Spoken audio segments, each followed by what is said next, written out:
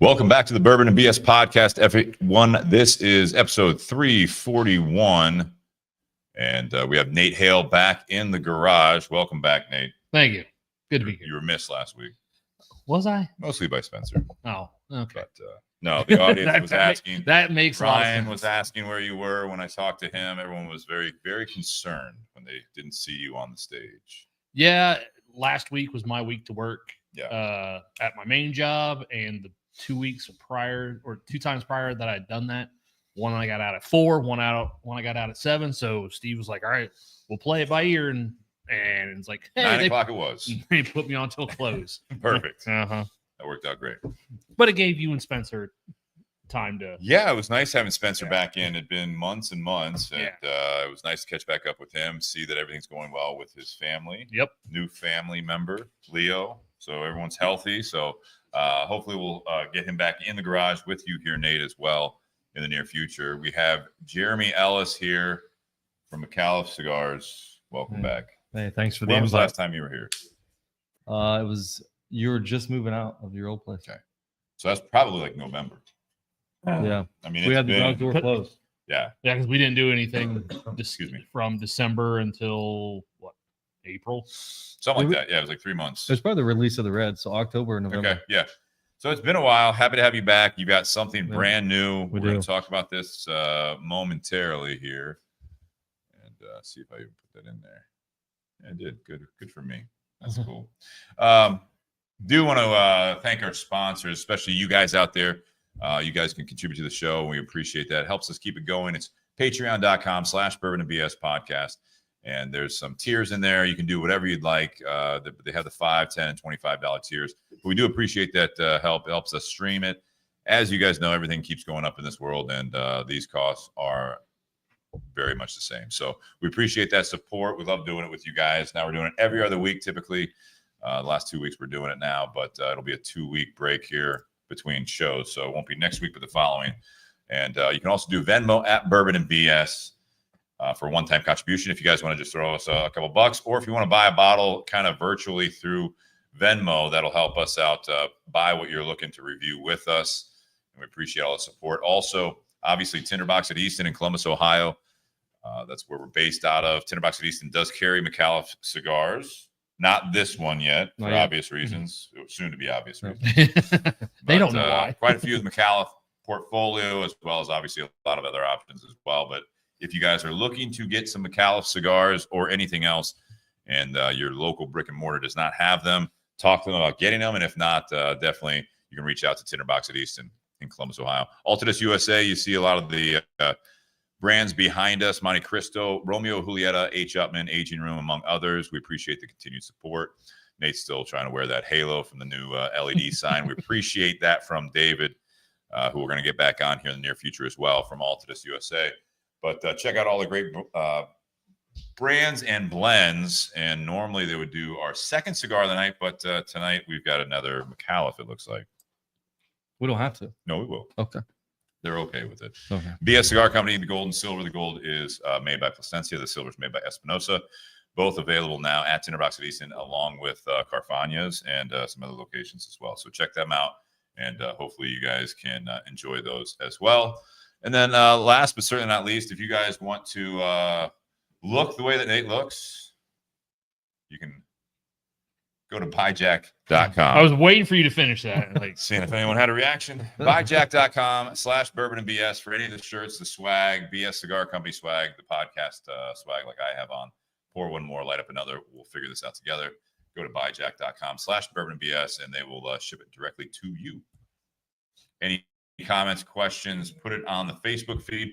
We're going to try to monitor the YouTube feed as well.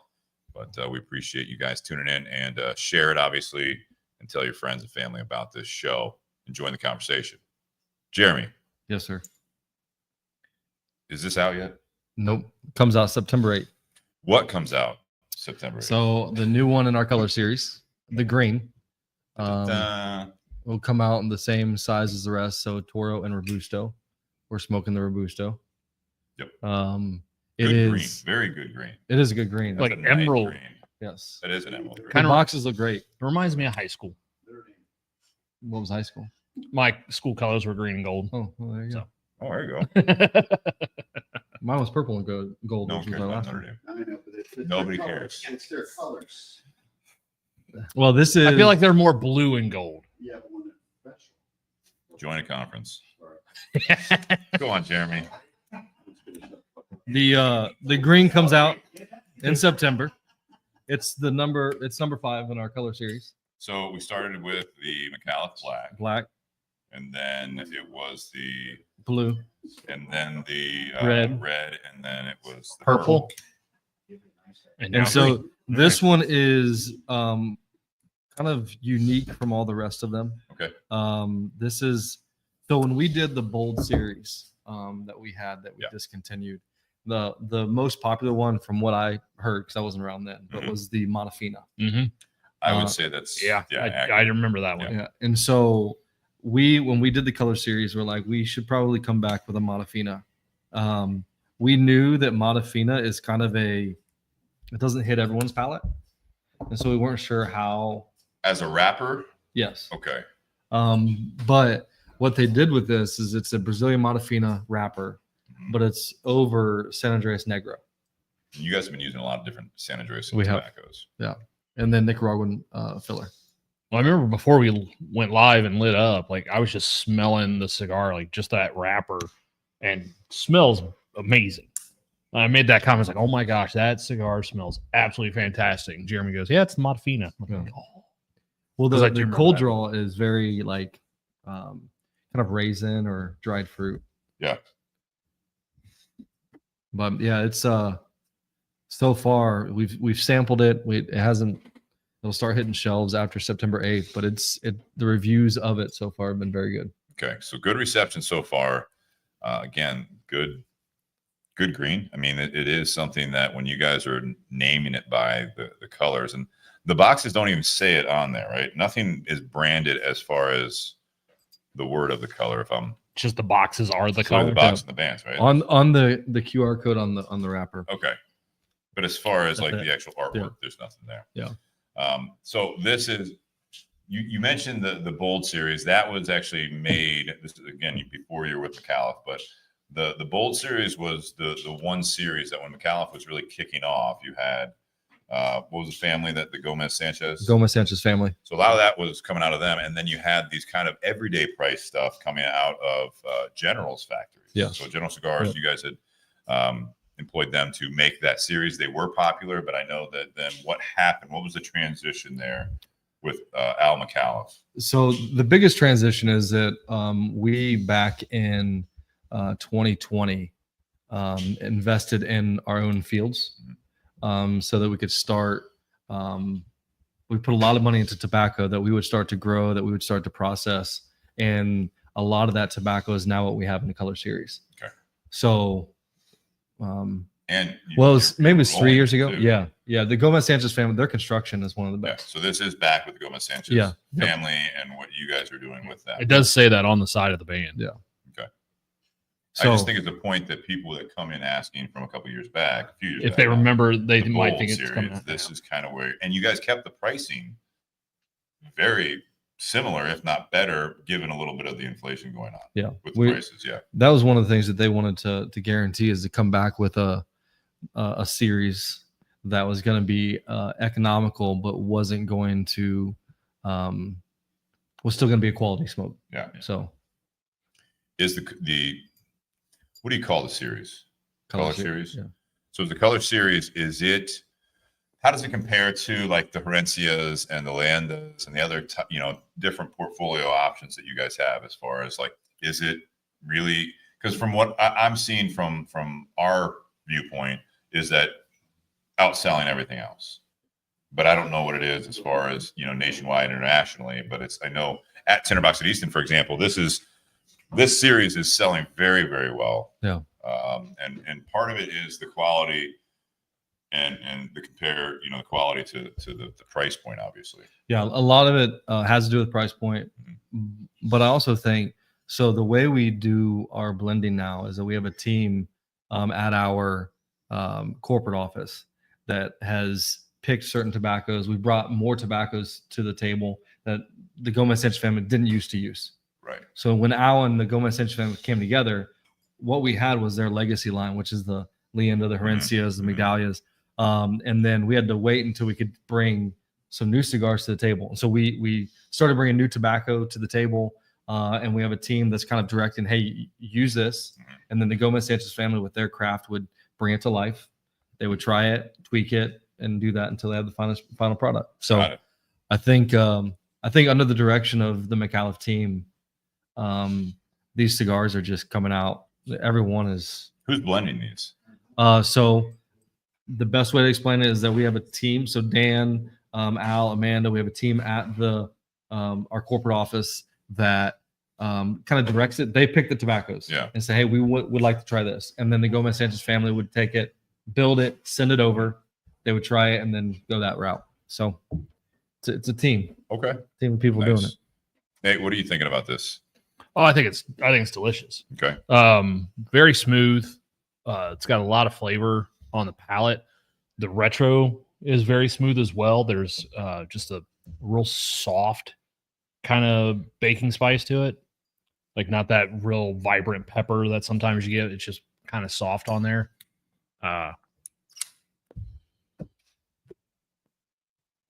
Draw is super easy, smooth. I mean, but not airy, I don't think. No. It's not a light draw. It's just right where just enough tension. Yeah. But no, and that retrohale, like it kind of just lingers in there too. Like it just you blow the smoke out and it just kind of just sits there for a little bit longer than I feel like I normally get with most cigars. Yeah, I don't think it's a pepper bomb by any means. There's a little bit there.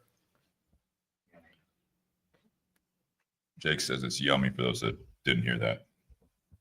Very good review. You should start a blog. Good construction. Good construction. Good. Jeremy, there's like some leather. Where does this fall for spice. you in the 5? So not to you love all your kids, I know. Yeah. Well, you have a favorite. The red's my favorite. Is that one of your kids? Yes. No, the red and the color series is my favorite. Okay. And the green's probably next. Okay. It was red black. But this green has been fantastic.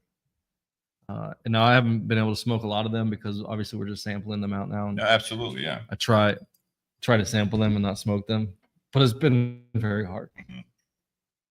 When that trunk stock comes in, you love it though. Yeah, sure. And you were really excited about the purple as well, which we did the red. We never did the purple on the show, correct? Yeah. And what do we have here for the second one? Medallion. That's from the Gomez Sanchez portfolio, right? Yeah. Which is now Micallef, but this is coming out in September. 2 sizes, same price point as the rest of the series. So we we'll have a new price point that this will come out at, but it's within the same. Just this one, or all the colors will everything be, is going to be everything will be bumped up where this one lands. Okay. So it's a small increase, but you guys have held off pretty well on a lot of that stuff since the color series has been out. Yeah, when they came out with the black, the first one, they said that they were going to hold the price for the next 3 years. Okay. And we're coming up on that 3 years. Yeah. So. And obviously everyone else is adjusting their prices as well. So, I mean, it kind of makes sense. Good timing for that. Sad timing always, but good timing for that. Nate, what about you with the color series? Where does this fall in line with the other ones? Honestly, I've smoked them all, but I haven't smoked enough of them to like remember which order, which ones I like. Mm-hmm. Yeah, it's just, they're not ones I typically gravitate to in the shop. I probably should because I don't have them at my humidor. So Oh no, I don't have a lot of space. It's awkward. It's a little bit. A little bit. Like, you go to Crown Heads. That's the. See, you don't even try. You don't even have to try. Man, it shows up. I haven't had cigars show up too. Apparently, of the color Jake series, comes and he sits on his phone. He doesn't even listen to us. Of the color series, I haven't had a bad one. I just haven't had them. I haven't had them enough or in succession to remember which one I like the most and least or anything like that. I'll say this about the color series. Sounds like a project for this weekend. There you go. I think the purple is probably the mildest in my opinion. I agree.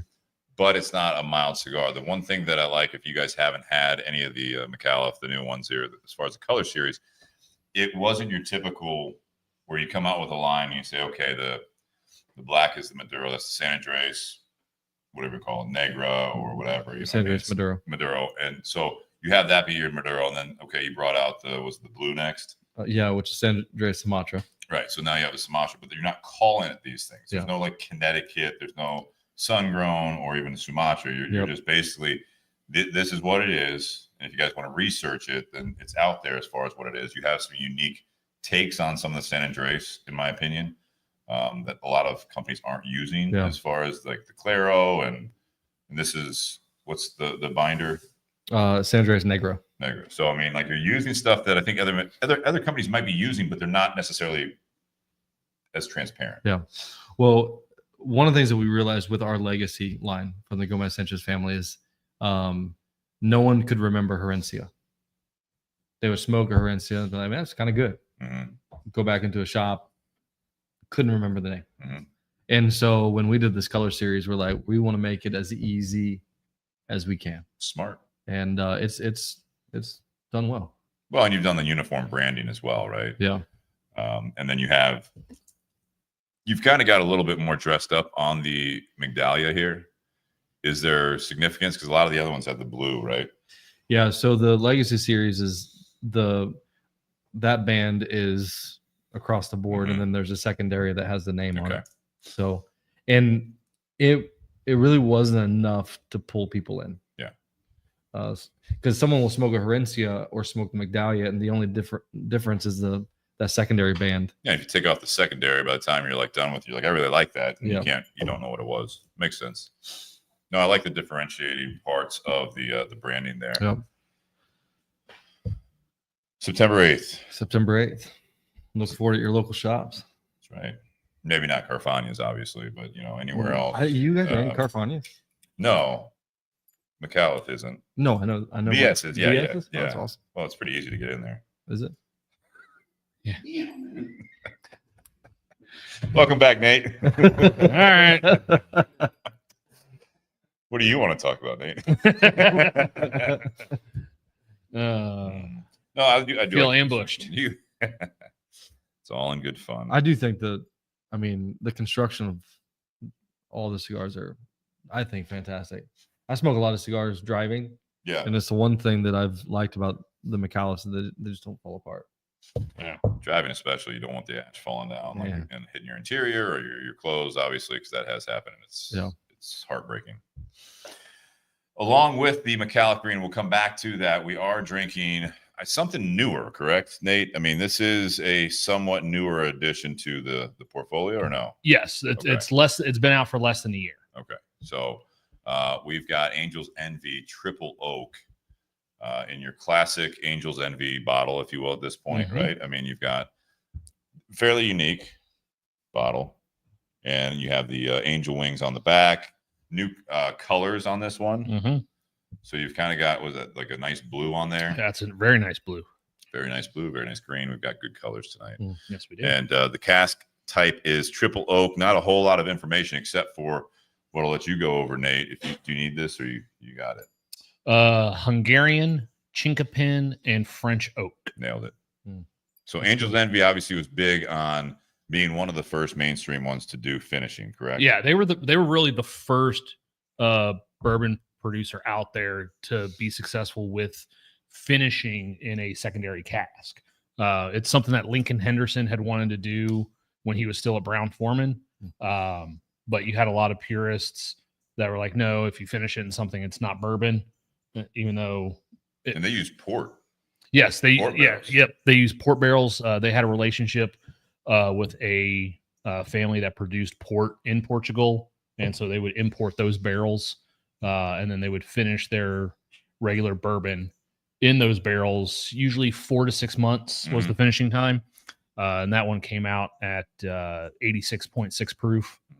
But yeah, that was the first one, and the success with that is really because even when that came out, you still had the purists saying it wasn't bourbon, but it meets all the laws and criteria to be labeled a bourbon. And now, how many brands do you see out there finishing in wine barrels, port barrels, all sorts? I mean, well, Angel's Envy just came out with one, their limited edition. It's the rye, and it's finished in an extra añejo tequila barrel. So a lot of Should be people are interesting doing. to try. Yeah, a lot of companies are doing it now, but they were really the first company that had success doing it. It became a very hot option at liquor stores once it started catching on. Oh yeah, Which I was remember. probably one of the reasons that the finishing aspect really caught on as well. Yeah, I remember at one point in Ohio, just the regular bourbon that was an allocated product Right. that people were waiting in line for. You couldn't ever find it on the shelf. I think for Carfagna's, not counting allocated bottles in terms of number of cases, I think Angel's Envy bourbon is one of our top 5 sellers. Really? Mm-hmm. And the rye came out, and it was something even when you and I went down to Louisville and went there, they weren't doing the tours because it was kind of post-COVID stuff. But the rye, I remember you were excited because in Ohio it was 99 and it was 89 there. Yeah. And then Which was a big bump up from the bourbon. Yes. So Over double. Yeah. So the bourbon, I think the bourbon actually just came down a couple bucks in price in Ohio this month. But for a while it was hanging around right at that $50 price point. The rye was hanging out at 95, and then it's at 89, right? November of October. It was either October or November of 24. The rye is now $74.99 in Ohio. The rye. It Really? went down $21. It went for Christmas in a bottle. It went from $95.99 to $74.99. The reasoning for that is a lot of the states nearby have it at that price as well, just with the distributors they're working with. So the distributor for that product in Ohio, they didn't know if the slumping sales were people just don't want it anymore, or if they priced themselves out of the market. So they dropped it $21 to match the price in the surrounding states, and it took off. Ever since they dropped that price, it took off. So the triple oak comes in between the two. This comes in at $64.99. So this is very good. That's very good. I like the rye more than I like the bourbon. Okay. The rye is finished in a rum barrel, Caribbean rum barrel, and it comes in at 100 proof. This one's coming in at 92 proof. But this one is not as sweet as the rye. A little drier. Yeah. But still a little sweetness to it, and it's good. It's got a good amount of sweetness. And I think part of that sweetness is from the finishing. You're finishing in 3 different types of oak barrels. So you still have that vanillin compound in the oak, which gives you some of that sweetness. The thing a lot of people were worried about when this first came out back in October, all right, it's called triple oak. So what they're doing, and they don't disclose the ratio of how they blend it, but let's just say it was a 1-to-1-to-1 ratio. They're taking a barrel of the bourbon before it never goes into the port barrel, never. So they just take the original distillate bourbon, and then they finish it. They take one barrel, they finish it in the Hungarian oak. They take another barrel, finish it in the Chinkapin oak. They take another barrel, finish it in the French oak, and then they blend those 3 together. So it's not one barrel finished in 3 different oaks. It's 3 different finishes blended together. Well, they did a good job. Yes. They did a good job. They seem to be catching on down there. So Nate, what are your thoughts on it? You said you'd had this before. I bought a bottle back in October when Carfagna's first got this in, because Angel's Envy, I tell customers, like, the original Angel's Envy was the bourbon that kind of got me into bourbon. That was one of the first gateway bottles that I had. And obviously, Steve, you got to try that pick that I picked up back in 2014, which, the whole back then that bottle was $20 more than what the regular bourbon was going for. But it was just so amazing. All the things that I liked about the original bottle, that one just amped up. So I've been an Angel's Envy fan for quite a while. So when they came out with this, I was very excited. Here, Tony, in there. I really like it. It does have a little bit of that kind of drier finish. I don't know if that's partly with smoking the Micallef Green, if that contributes to that. I think a lot of it has to do with the tannins of the oak. You think? Is there a certain, since you're a little bit more of the expert there, I mean, is there a certain one of the 3 finishes do you think brings that out more? So because I don't know anything about The Hungarian, Chip- Chinkapin. yeah, So French oak. I've never heard of it. So I've had quite a few whiskeys as well as wines that are aged in French oak. To me, French oak, so like Maker's 46. No, that one I think is the that one. obvious one, right? That one comes out to me. That one comes out kind of bright and sharp sometimes. Okay. I like the 46. I'm not a fan. You're not a fan? No. Mm. And then One too many. He's a 45er. and then the Hungarian oak. So that one can sometimes have a softer mouthfeel, but can have a little bit of spice to it. So that Hungarian oak, obviously it can be grown in Hungary, Italy, Turkey. So that kind of southern, southeast Europe is where that grows. Okay. And then the Chinkapin is actually grown in the U.S. It does really well in limestone soil, which if you think about Kentucky, there's a shit ton of limestone. Yeah. In Kentucky. So a lot of the Chinkapin oak that they're actually using for this project actually comes from Kentucky. And that one has kind of a softer, nuttier component to it. Yeah. So, they know what each one of these oaks do on its own. So now it's a matter of how do you take the best of each one of those, blend it together where each one is there, but not one trying to overpower the other. Yeah. So that's the hard part for Owen Martin, the master distiller. Yeah, it's interesting. I mean, even if you ever looked at this part, Nate, on the little neck booklet here, they don't put it in the description of the percentages, like you said, right? But then in the diagram, for whatever reason, they put, obviously the top row here is going to be the American White Oak, char level 3, triple oak finishing. And then they do have 4, 3, and 2. Oh, which is, I don't know if That's the ratio or not. if it's a ratio or close to it, but it's basically 4 of the barrels are the Hungarian, then you have 3 Chinkapin, and then you have 2 of the French oak. But then when it describes it, it's like, well, the tough part is what you said. Last of the craft of blending is left to our master distiller, bringing the 3 unique oak finished whiskeys together in one remarkable bottle we call triple oak. So, because some of those products, finished in different barrels, some characteristics can be softer, some can be more pronounced. So the tricky part is like the ones that are softer, you got to put more of that into the blend in order to be able to hold up to the ones that are more pronounced and dominant. do we know if this is a regular production product? Yes. So it is regular production. So when it first came out in October, the state had, I think it was 200 6-packs, because these come in 6-pack cases. I think the state had 200 of them and sold out in a month. When it first came out? Yeah. So we had yeah. like 10 cases come in, and then it was gone in a matter of weeks. And then we couldn't get it for a month or two. Is it on the shelf now? Yep. Okay. Yep. Because I was going to say, You said it's 64. It is $64.99. So That's a great price. the proof point is in between the bourbon and rye. The price point is in between the bourbon and rye. But now you've got basically the core of the portfolio coming in, between $50 and $75. What strength is the bourbon at? 100 proof. Oh, I'm sorry. The bourbon's 86.6. This is 92. The rye is 100. Maybe that's why it's lower proof for a bourbon. What, this one or And the original? The original.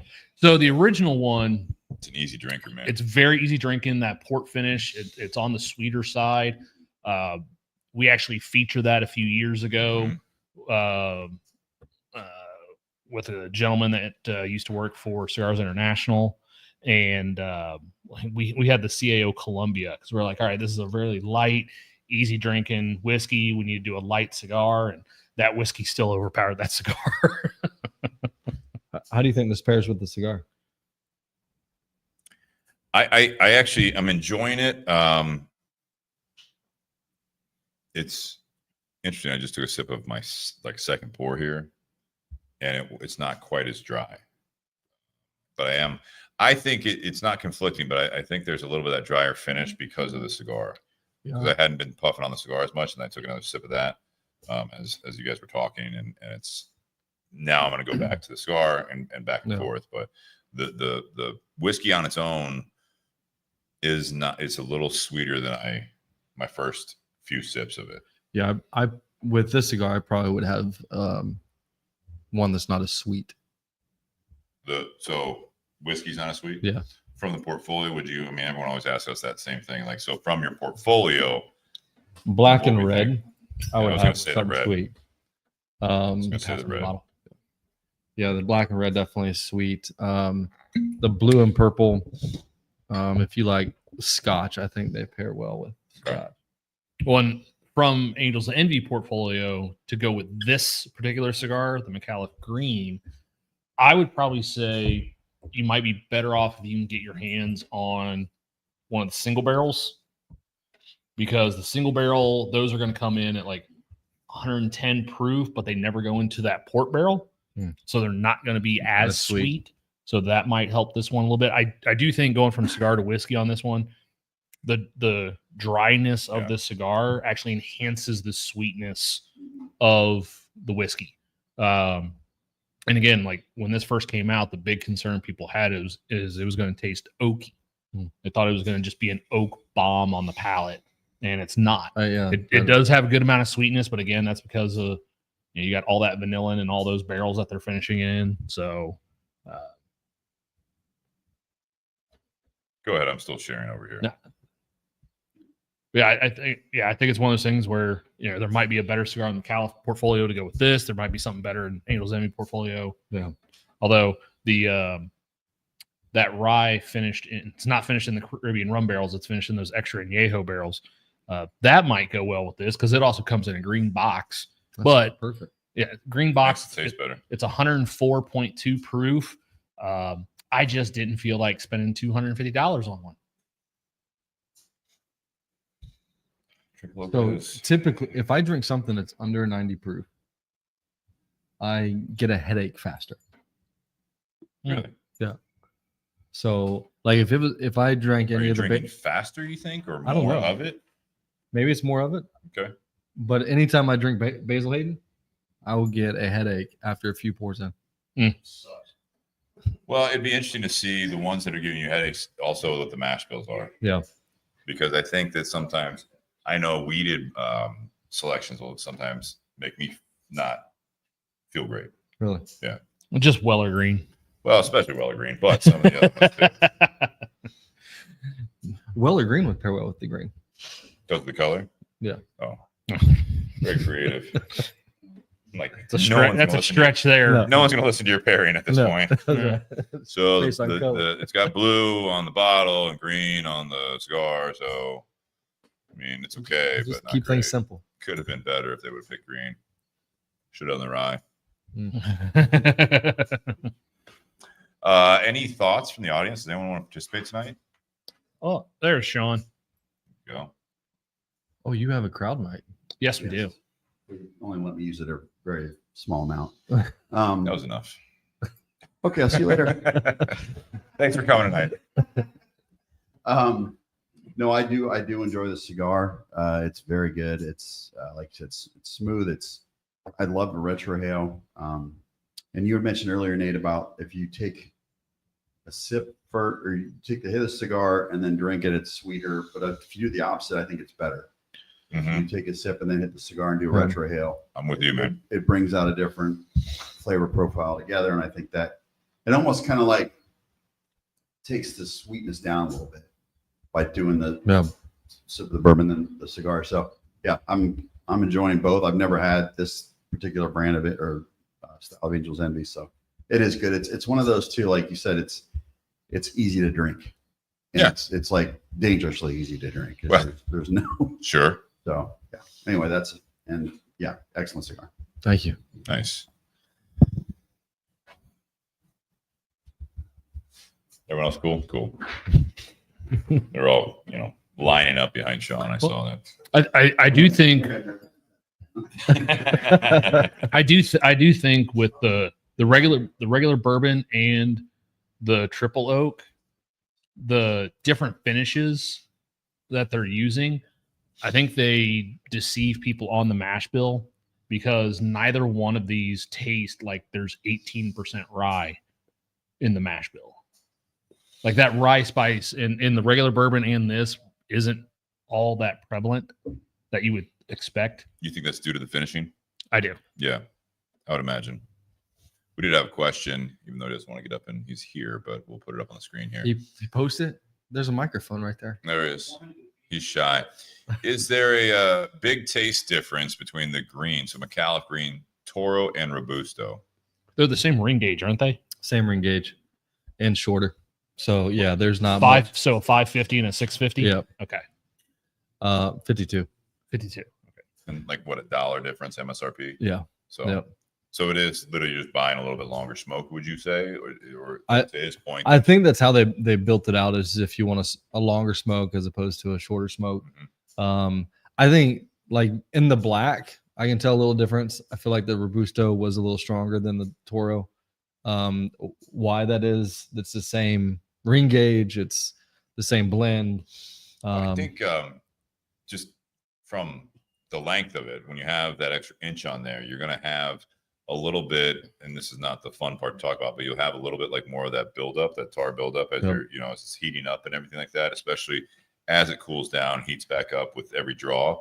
So I think a longer version of the same ring gauge, maybe not at first, the smoke travel through it. Initially, you can cool it down. Right. But as you get through the cigar, it might actually build a little bit naturally from that. Yeah. Which is why people typically say the final third. Right. So exactly. So when you have a longer cigar, same thing if you went, Churchill with this, right? If you guys brought out a Churchill, even the same ring gauge, I think it would be a different smoking experience other than the time, I think. But I mean, like even your guys' portfolio, you guys have little tweaks here and there on some of the sizes. You fatten it up a little bit, or just like a little bit longer, very similar ring gauge. For crown heads, I mean, same kind of thing, right? It can change it depending on the blend. You change the ring gauge, and it's definitely going to change. Ring gauge for sure. If you do a figurado the right way, you're going to have, I think, a more complex smoking experience because of especially, some of my favorite like figurados would be like the Oliva V figurado. The way that they bring that out, I think it's a 58 or even 60 at the widest. And then it comes back in, and that's even after the very small foot of the cigar. That's a good road trip cigar. It is. But I'm just saying like that would be something to be interesting to see if you guys did some limited runs, with some of these colors, but in a figurado as well. Well, we did the box press with smoke in. Which with the black, and they're doing the other colors too. Okay. And just with smoke in. Yeah. Okay. And that definitely smokes different. It has like more floral notes on it. But not with the Herencia. Yeah, not with them. But the Herencia, it was just Toro Robusto. But we're doing with two guys. So you guys smoking New Hampshire, right? Yeah. We're doing Gordos, and I think in the black and red. Yeah, it's a very enjoyable cigar. You like it? Yeah. Jake says it's the best one. It's better than the Candela. Jeremy, every time, in all fairness, it's nice to hear you kind of rank him a little bit, because I feel like every time the new color comes out, it's like, dude, this is the best one. It's like you need to understand easy sales line, and I mean, I don't know if you really believe it, but it's an easy sales line, but it's nice. It kind of works. Yeah. You're like, well, now I want to smoke the purple. Now I want to smoke the green. You understand? I smoked so many of the other ones that by the time I get this one, it is the best one. It is FOMO. That's the best one. What's the next best one coming out after this? Do we know? The white. The white. It is. All right. So the white. Yellow. Smoke the green until the white comes out, because that's the best one. That's the next best one. Wow. I love it. Which are you doing a sampler pack? So all right, everyone, calm down a little bit. We I hope that we're gonna do a sampler pack. Yeah. Now that we have 5 colors out. That'd be perfect. We are also gonna do, if you've ever seen our collector's edition, it has 8 cigars in it that are of the legacy. Actually 2 of each of the Corona size. Oh, nice. Those are amazing. They smoke beautifully. It's a great smoke. And so once we get rid of a lot of those, once we sell a lot of those, we'll start making it in the color series. And I think that size is going to be fantastic. Corona is what I like to use for my cigar dinners. Oh yeah. It's a good pick for time and flavor, right? Yep. No, I think, with Micallef, you did a color series, even Toro pack with the 5 of them, price point on the individual cigars. So it would translate to a aggressive price point on a fresh pack based on the competition out there for sure. Because some of the companies are putting them in fresh packs, they're blends and fresh packs, and there's not really a big price break, which is fine. You know what I mean? Maybe a couple bucks off if you buy them all. Great way to sample them. Great being in fresh pack. But with the MSRP being aggressive on your guys' color series, I think that'd be a cool thing to see on there, and it would be an easy buy. I agree. And a lot of places now, man, people walk in and they buy the packs. Just especially the variety packs. I mean, sometimes they're putting in these packs, certain companies, I won't name them, but I mean, they're slower sellers for us because it's literally just a 5-pack of the cigar. Yeah. And there's not really a big price break. So, someone comes in asking for example, if they're like, oh yeah, do you have the Micallef Green? Yep. You're like, oh, all I have it in right now is the 5-pack. And they're like, I don't really want 5. Yep. It's just, it's kind of the variety, I think, is better, aspect I think. of it. I was talking to another shop owner, and he was saying that because the price increases, this was over in Indiana, and so they just had a huge tax increase. So he said that people go into the humidor and they're buying cigars now. They're like, that were 12, 13, now are 16, 18, and by the time they buy 2, they could have bought a pack that was outside the fresh pack. And Because so now it's a better deal, and so they're selling fresh packs like crazy. So I think that we'll see that more and more. Yeah, it's nice to see some of those, and it does make it easy to buy. It's easy to travel with. It's easy to buy gifts for. Yeah, we get a lot of people at Tinder Box that come in, they're wanting to buy a gift for someone. We're like, well, we got samplers and packs all along the top shelf. Like, take a look, or what price point you're looking at, or what do they like? And that's what helped us get back into your shop, is we built those packs. Yeah, you built those packs. My wife and I did. Well, you put them together, but you guys did have that as a program, right? With the Fab 5, I think it was called. Yeah. No, absolutely, because it was an aggressive deal. Oh, yeah, we had a regular that every time he came in, he's like, all right, let me get a pack, and then let me get 3 of these. Yep. We still do that Fab 5. The Fab 5. Fab 5, yeah. Fab 5 with Michigan, right? Yep. Do a drawing every Friday for $250. Talk about that a little bit while we have, we're talking about Micallef here. You guys are still doing the ambassador. Yep, we still have the ambassador program. And you have a massive Facebook group page as well still. Yep. Yeah, we are actually shared on there right now. I did as well, yeah. Oh, yeah. Twice. Yeah, man. Did them twice. But yeah, it's a great group, good following. Everyone gets a coin if they sign up. You can sign up on MicallefCigars.com. There's a spot to sign up to become an ambassador. You get a coin. If you see me and you have your challenge coin too, it's very nice. It's high quality. It's a great ball marker. So if you golf, weights down the pocket a little bit. But. It does, but it does work. Yeah. And so we have that program, and then we have the Fave 5, which if you smoke 5 different bands of our portfolio, and you put those on the card, which you can print off or pick up at a shop, and then you submit them through Facebook or email, you get put in a drawing. We do this drawing every Friday. Yeah. 5 people can win $50 to their retailer of choice. Wow. And so we give away, and then we give away $10 on top of that. So what's $300 every Friday? 60 times 5. Yeah. I was doing math in my head. Struggle. Just 5 times 6 and add the 0. Thank you. That's good, guys. We all learned something tonight, which I like.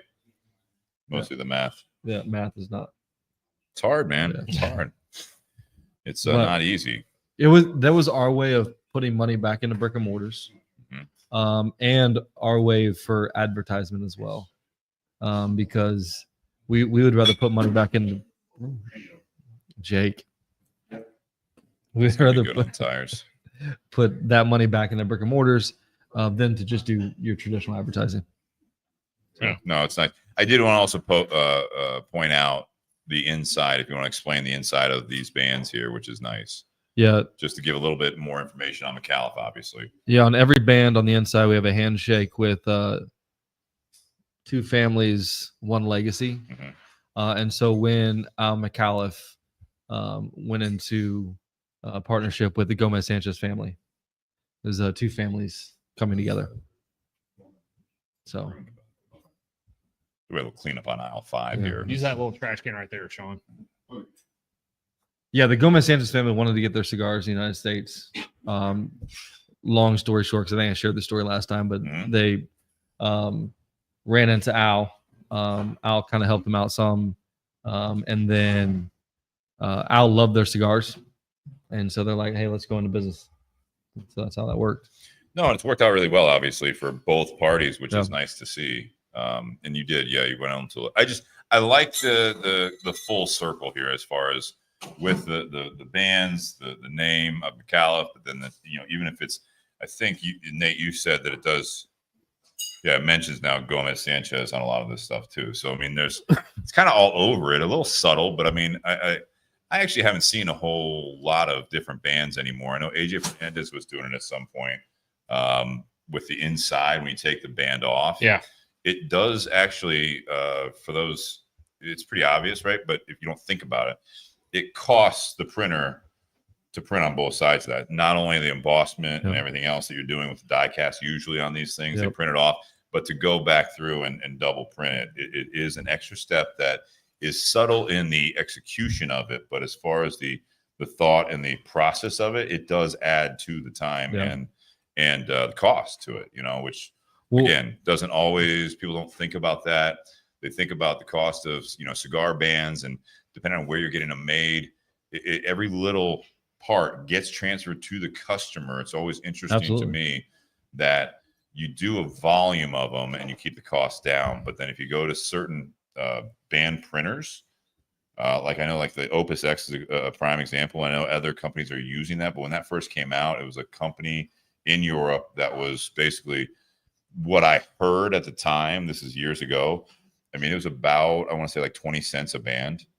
And so if you figure they're costing, upwards of 15, 20 cents a band for that artwork, just like a fancy box, that's going to then, once you think about all the channels that goes through, and you think you're buying, that means on whatever. Well, that would mean on a 20 count box, you got $4 worth of bands.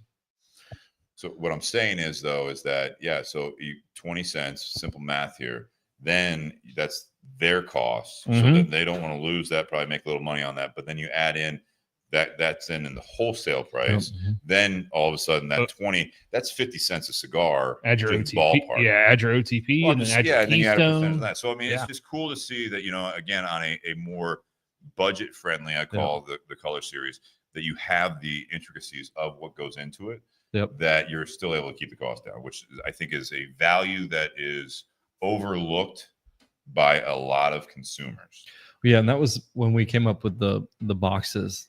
We made sure that they're very simple, because you're right. Anything you add to it goes into the cost of the cigar. And so we get some, pushback sometimes on the black and the blue, and even the purple, because they're so similar looking in color. The blue and purple for sure. But when we picked those boxes, the way we did it wasn't by picking a color that we wanted and said, hey, can you make this box? But it was, hey, what do you have already that's a purple that so we keep because if we had them make it would be a lot more expensive. And so it kept the cost down. So they are a little similar, but once again it allowed us to keep the cost of cigars down.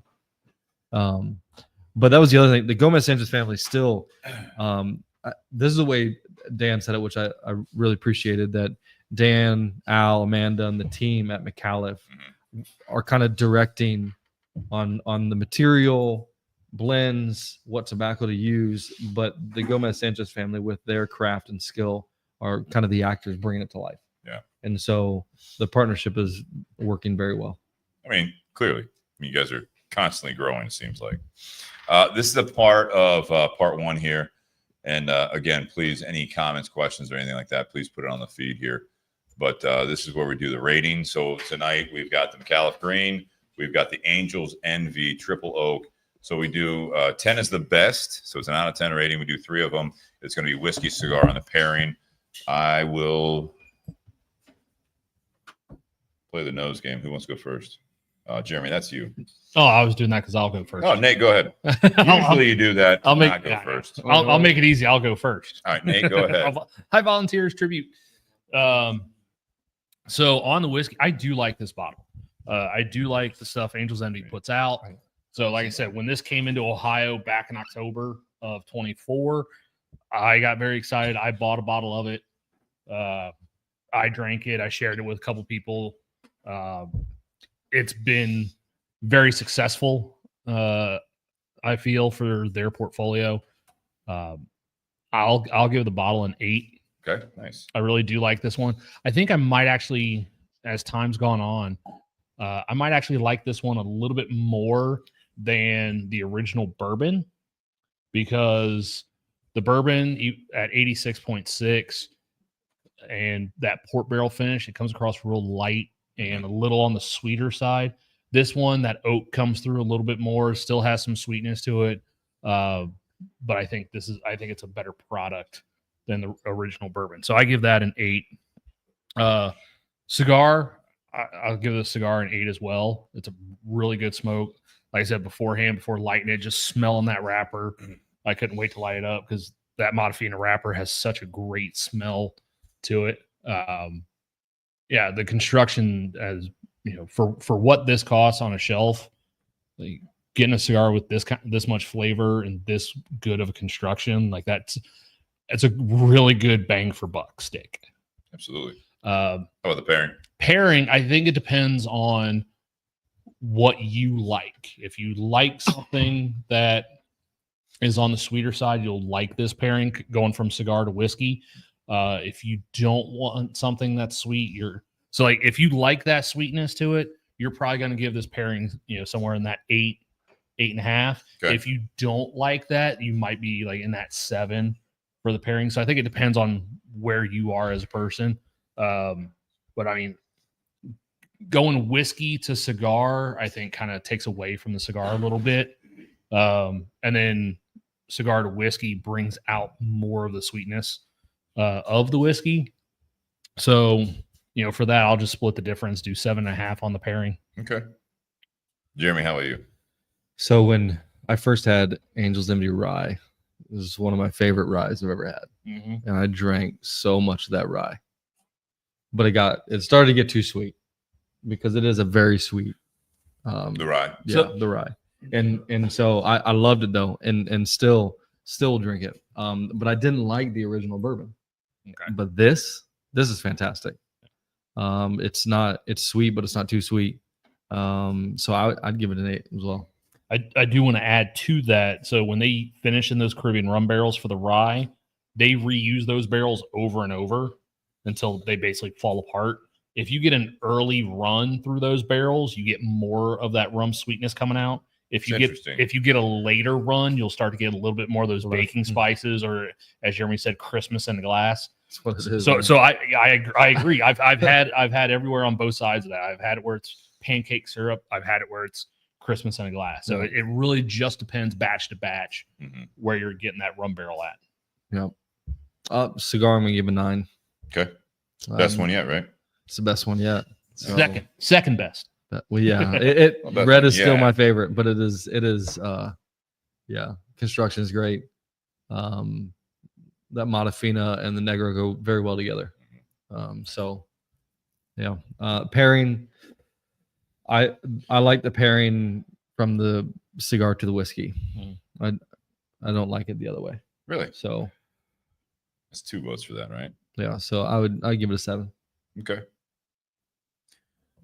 To speak to the Angel's Envy, I think this is more of a traditional bourbon whiskey.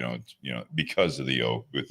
You're finishing it in oak barrels that I know they had other products in them, which is fine, but it's not as obvious, I think, as like the port or to the rum barrels. I think you have more. There's more, and it's in the name, but I think there's more oakiness to it. I think this tastes. Yes, it's finished. I think this tastes more like to me, I think it tastes more like just a straight up bourbon to me.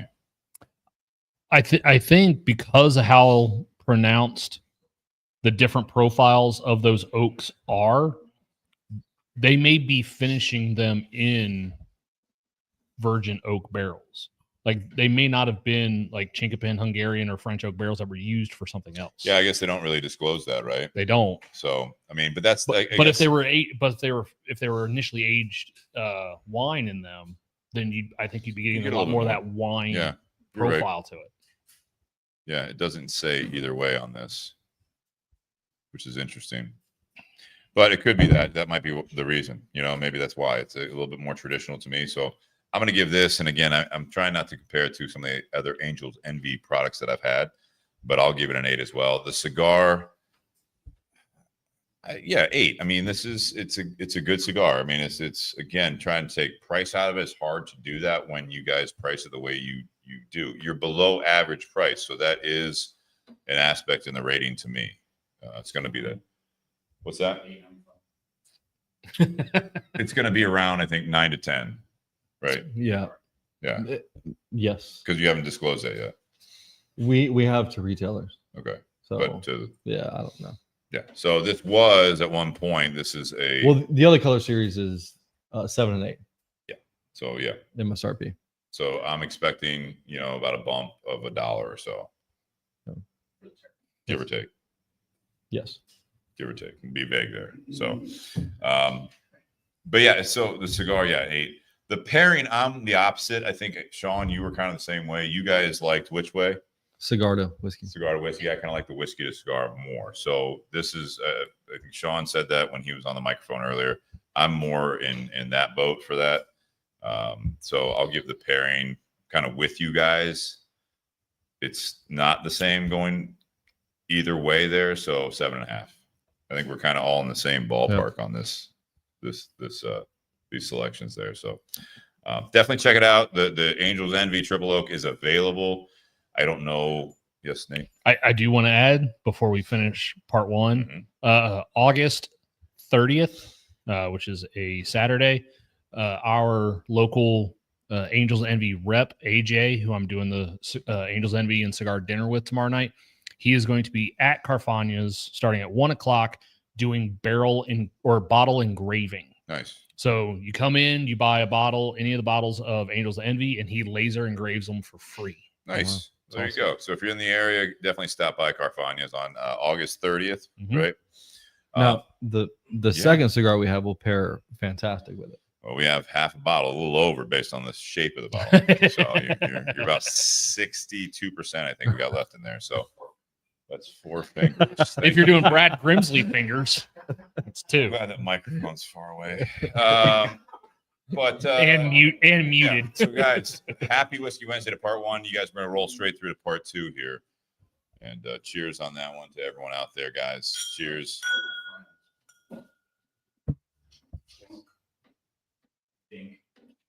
What started that? What's that? On the table. That was something that I college drinking. Irish pub I go to put up. Is that what it is? Yeah, I mean it's supposed to be. I think it's like a nod to good luck. I just have done it. Some of it's to like the cheers. Really? I think that's pouring one out for the homies. Well, that too. Yeah, so I'm not gonna pour it out. I'd rather. Right. Yeah, who would put whiskey on the ground? Yeah, no, that wasn't whiskey. That was San Pellegrino. Oh, yeah. It's just fancy. Jesus. It's bougie glass over there. You guys good to roll? Mm-hmm. Yep. All right. Oh, are we on? Yeah, No, we're still live. Still live. We're just trying to roll here. I'm trying to get it done. Got about 57 minutes to do part 2. Okay. All right.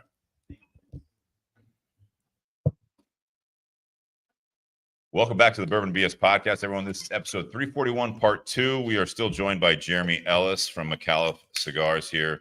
He just poured what? Oh. I was listening. Thought I said something wrong here. We're still sipping on the Angel's Envy Triple Oak. If you guys haven't clicked over to part 1, definitely check that out. If you guys are tuning in live, this will be available on Facebook Live or Facebook in general for about 2 weeks. They're starting to take off videos. I think they're Zuckerberg's pinching pennies over there right You're now. taking them off? Yeah, the videos are dropping after about 2 weeks now. Fuck that guy. I need to- So Really? YouTube though is keeping them. So check out YouTube. Yeah, right. Business is tough, I guess. But yeah, so thank you guys for tuning in. We are smoking the Micallef Green still. I think everyone or Nate moved on. Nice. And what are you smoking over there? This is the Micallef Migdalia. Dahlia. What does that mean, Jeremy? It's Migdalia was the matriarch of the Gomez Sanchez family. Okay. She did the blending for this. She rolled for Castro. Oh, So been Bobby Castro, Yeah. Yes. Yeah. No. Castro. Fidel. Yeah. So Fidel. no, they started rolling in Cuba in 1934, Okay. and then I believe it was in the 90s they moved over to Mexico. Mhm. But yeah, so it's named after her. It's actually the cigar that we also release in a Corona size for March, National Women's Month, because it's rolled and blended by Migdalia. Nice. And what's the blend on that? So that is a Habano wrapper over Sumatra binder. Okay. It is Robert Filler. yeah. Where's that Sumatra coming from? Is it Ecuador? I believe that one is. Okay. I don't believe it's San Andreas. But it creates a unique flavor profile, I think. I'm looking forward to it. I think I've had that one before. You've definitely. You have. All right. So tonight, part 2, this is where we kind of steer off of your cigars and whiskey while we smoke cigars and drink whiskey. Nate, this is what I came up with. So talking to Nate and also Jess actually before the podcast, before everyone came over here, we were talking about topics to talk about, and you guys gave me your Oh, we were just feedback. talking about life. Talking about life. And so I framed it as this, Nate, and then if you want to kick it off. Oh shit. Yeah. Just like the ratings, man. So the topic tonight is do something about it. I put it on here. Life is full of challenges and experiences as we grow older, and a lot of them are new to you. If you have something going on in your work life, home life, or internally, how do you address it? Do you avoid it, write it out, or address it head on? Oh gosh. I mean, light up another. We'll figure it out together. Please drink responsibly. There you go. No, I mean, shoot, all those I think I've done one way or the other throughout life, depending on whatever it was I was going Which through. I think is natural. Yeah. There's some things you just let ride. There are some things that you grab the bull by the horns and take the lead and make a change or actually confront it head on. And sometimes you just go with the flow. I guess it depends on what the situation is. I mean, Do you think it changes as you get older, as you've had more experiences, or do you think it's I think circumstances that it's based on? I think it can be both. I think sometimes I think when you're younger and you're looking for stability, you just ride it out. Like if things aren't going well, but you're afraid to make a change and start all over, you become complacent with whatever negativity or bad things are going on. Yeah. But you just keep going because of the stability. If you're not having a great time in your career, but at least you look at at least I have a job, I've got a paycheck, screw it, I'll just ride it out. Maybe things will improve. I think over time, eventually that'll burn you out. And you're like, all right, I got to do something. I got to make a change so that you finally take a step. But I think as you become more stable, say in your home life, your financial life, if you've got options career wise, you might sit there and go, you know what? I don't want to put up with this. I don't want to deal with this. I'm going to look elsewhere. I'm going to take the initiative and make a change. Yeah. I did all of those at my last employer, stuck with it, wrote it out, kept doing what I was doing. At one point made a change, hoping things would get better. And then when things got worse and weren't going to get better, it's like, all right, nope, I'm making a change again. And then in that career, things started out great.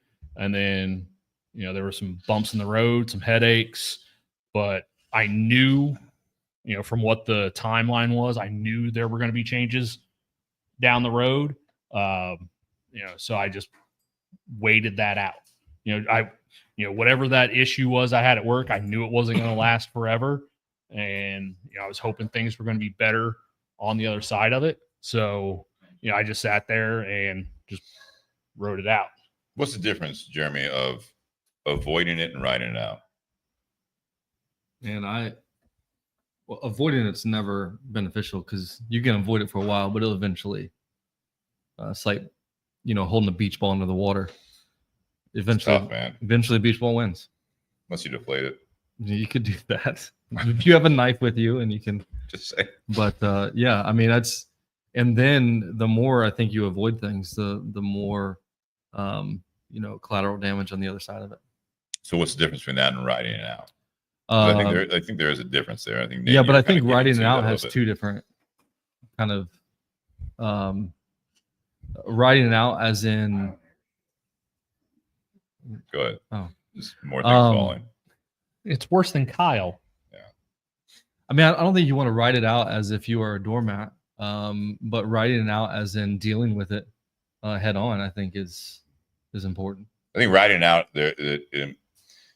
it'll imply that there is change, like what you were saying, Nate. There's changes coming, right? Or I think writing out sometimes you're not avoiding it completely. You're addressing it to the extent that you can based on the circumstances. Yeah, people have two reactions to challenges: fight or flight.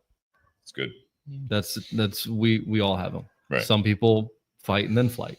Well, you pick your battles. I mean, all those aspects. I mean, sometimes addressing it head on, as I put in the caption on this, there's different levels of that as well. I've known a lot of people in my life in different arenas, work, especially salespeople. You're in sales, in the classic sense, right? In our industry of cigars, there is a lot of people that have worked for several different companies. Mm-hmm. And sometimes there's better opportunities. Sometimes it's the fact that they didn't like where it was going and they just immediately cut it off. They're like, I'm out. I think our culture has, not just in cigars. I'm just saying in general. I'm saying in general too. I was using that as an example. Just in general, personal relationships is a great example of that too. Some people, as soon as they're not happy, they're just like, all right, I'm out. No, the grass is greener on the other side. Right. The reason why is because I haven't gotten over there to pollute it yet. Or sometimes it's been fertilized with bullshit. Yeah. So you're saying, if I don't, you're the one that's polluted. If I don't deal with my stuff, and most people think that the reason why everything's going wrong in their life is because of things around them. I would argue, projecting. Yeah, I would argue if we lived our life with 80% of the problem is me and 20% of the problem is around me, now I have more control over the situation. But most people would say 80% of the problem is around me and only 20% of the problem is me. No, now you fall into victim mentality. You start blaming, you start hiding, you start fleeting, and well, I would interject that change the word problem to either control or what you're putting effort into. For sure, because you're talking like 80-20. If you say 80% of the problem is you, or if it's 80% of the control you have is you, right? I mean, a little bit more of a positive spin on it in a way, because when you do the projecting blame or accepting blame, you have the victim mentality, or you're just you get, I guess that self-esteem will drop, right? And then you go into the fact that I am the problem. Yeah. So I think a lot of it is like, what can you do? Like the whole thing, do something about it. Yeah. People that will complain over and over again about the same situation, but they won't do anything. They won't do anything about it. That's not necessarily writing it out. I think it's avoiding it. No, it is. But do you think they're ill-equipped? Do you think they're ill-equipped though? Sometimes. I mean, you can over the whole span of life, obviously there's different experiences that bring you up to that point, right? So, there are ways, and I'm not saying, because I think that's very relative on what you're saying, is that you can, blame, quote, and I'm doing air quotes, for the audio listeners, but you can blame your childhood, you can blame all that stuff, but it's like, it's not necessarily blaming it, but those events that happen in your life that may mold you, typically do mold you up to a point. that's what's controlling it. That's where I like what you were saying as far as like 80 or even drop it down to like 60%, closer to the 50, is that you do have control of changing how you handle those types of things, with the acceptance and with the kind of diving down in why you do handle things the way you do, based on the way you were brought up, your life experiences, not just necessarily childhood. That's obviously a big thing. We're all socialized, I think, into this world as far as that goes, is how you were taught or how you experienced people that were impactful in your life at earlier ages. And that doesn't necessarily be, it's not necessarily meaning just, teenage years or before that. It's not necessarily, I mean, that's 20s, 30s, like as you're going through life. You could have a boss that has truly affected. Your first boss was a certain way, or the one you looked up to at one point was a certain way, that now you go into your next career, your next, your opportunity, or even if you try to start your own business, or now you're the boss. Now you're like, how do I do what they did? Did I learn a lot from that person? Can I be as blunt, or can I be as caring as that person based on the circumstances? I think some of the how we respond to certain challenges or circumstances have been shaped by our discontent, because we no longer compare with the Joneses. So 20 years ago, you could look across the street and see a guy who has a brand new truck. You're like, man, I want that truck. Why did he get that truck? I deserve that truck. But there's not very many people in your sphere. Now we compare with the world. Social media has caused people to be discontent. So then when problems arise, it's easier for them to be even more disgruntled, more bitter, more they isolate more, become victims, cast blame. Like it's shaped our world. On that social media side of it, I think, with what you're saying, have you seen a shift over the last I think it's always, but like the last 5 to 10 years, where it was, keeping up the Joneses, or it was that whole influencer thing? I don't see it quite as much anymore, where it's like, they're posing by their quote private jet. Yeah. They got the designer clothes, they got the nice car, and then, more influencers were kind of exposed that they didn't own any of that stuff, that they were either renting it or they're just taking pictures of it, and they were like basically projecting a life. And right now, where there's a lot of, and over the last several years, where there's been a lot more of the woe is me. Yep. In my opinion, there's been a lot more woe is me. So now you're justifying that you're relating to these people versus relating to that truck that should be mine. Yeah. The woe is me is just as arrogant as the self-righteous, because Agreed. both are looking at the self. So, but I think it's your measuring stick, right? Yeah. It's like, what are you using as your measuring stick? It's still your measuring stick. Yeah. And it's not you. You're not using your own life as your measuring stick a lot. For me, the question you asked Nate earlier, I feel like, I think how we respond is definitely situational, but I think I've grown because of the experiences. Mm-hmm. I used to be very reactionary. How so? Just if something happened I didn't like, I just exploded. And I'm thank you. Thanks, man. You're welcome. I'm cut of your rep. I borrow this later too. I am naturally, I can run to confrontation, not away from it. And so being reactionary was not good, was not helpful. And so over the years, I've learned to, just slow down. And I think it's helped. How'd you learn that? Through being reactionary and not getting the end result I wanted. That didn't work out. So eventually it's like, this is not working. Try something different. Yeah. Maybe. Yeah.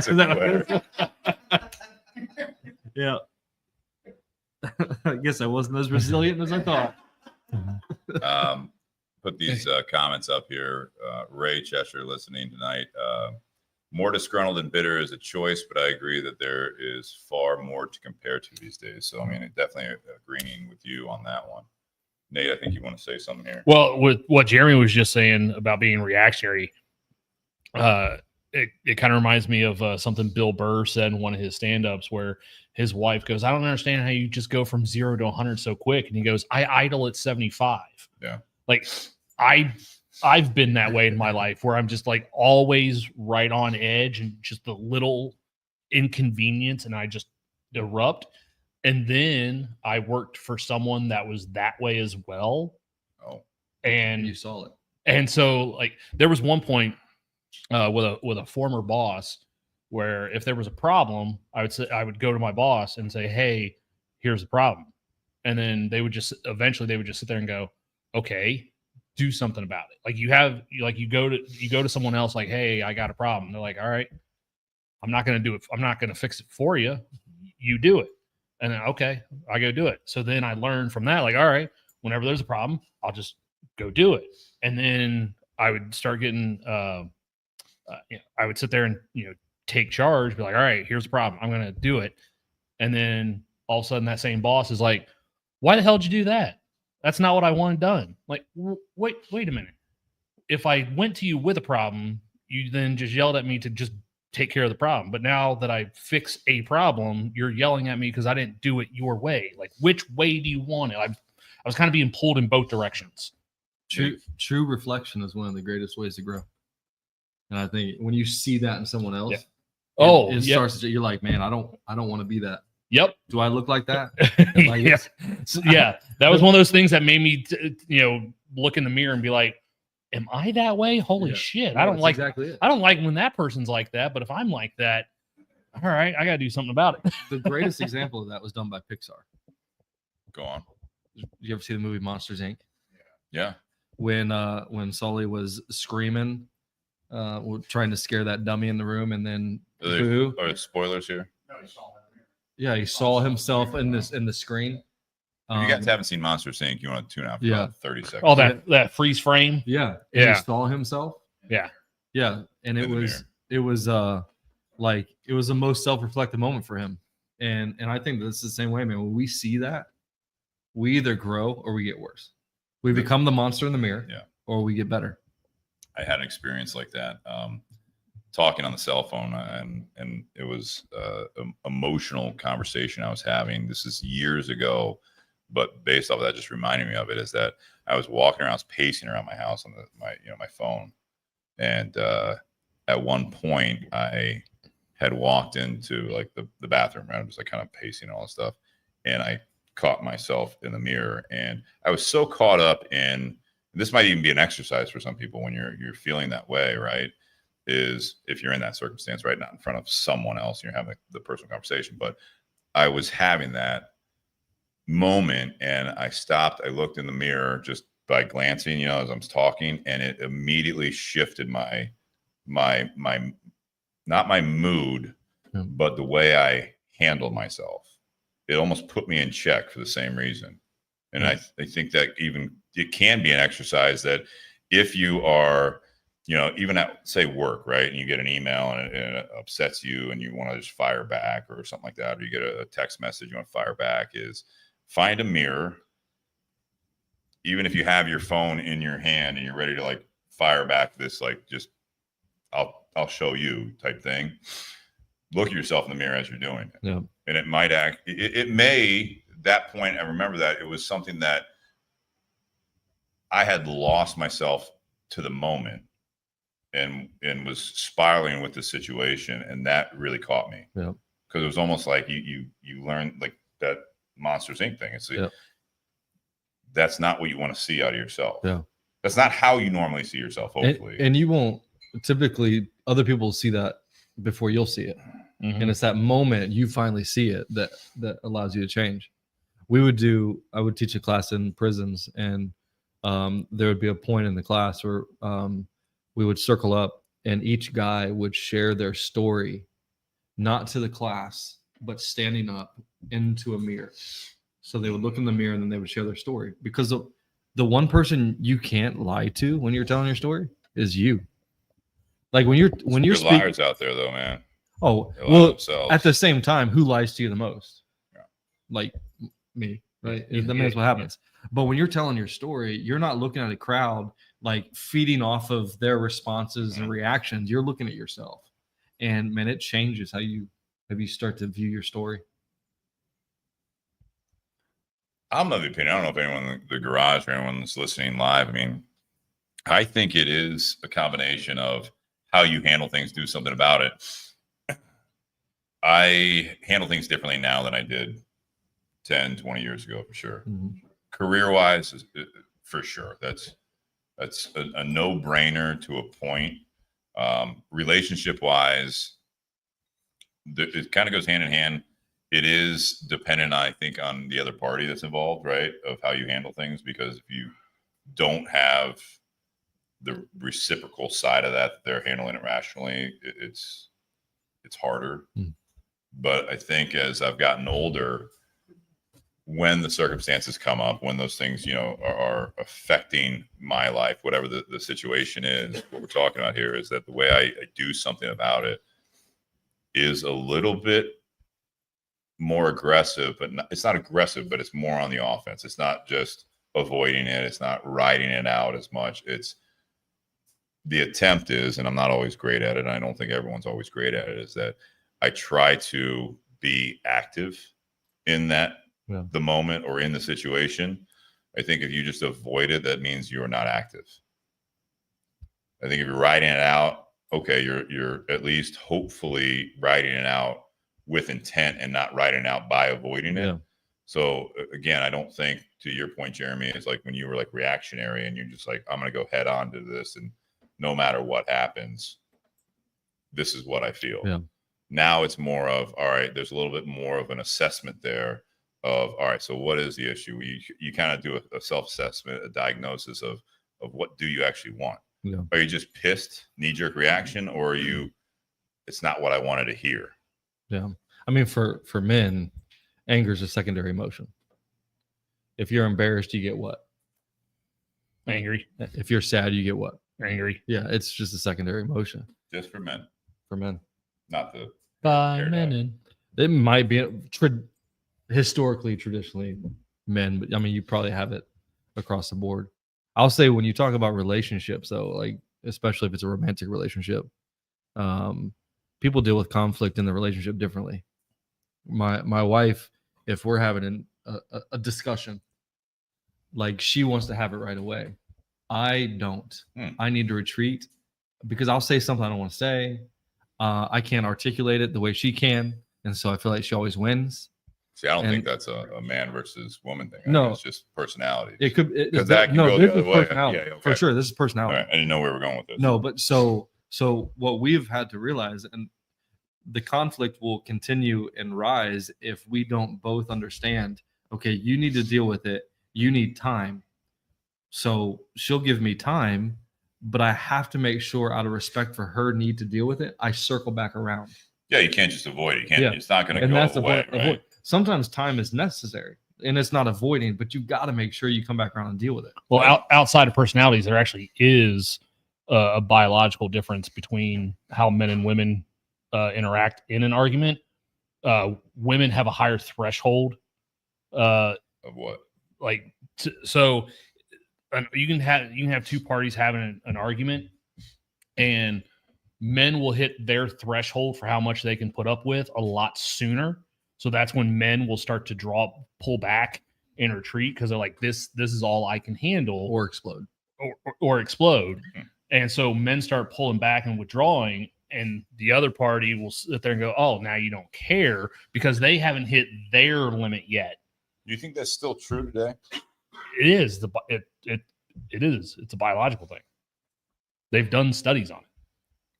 I think you have I'm an not disagreeing with that. I'm just saying I'm curious if, with the way the human society has changed in the U.S., I think it's also cultural.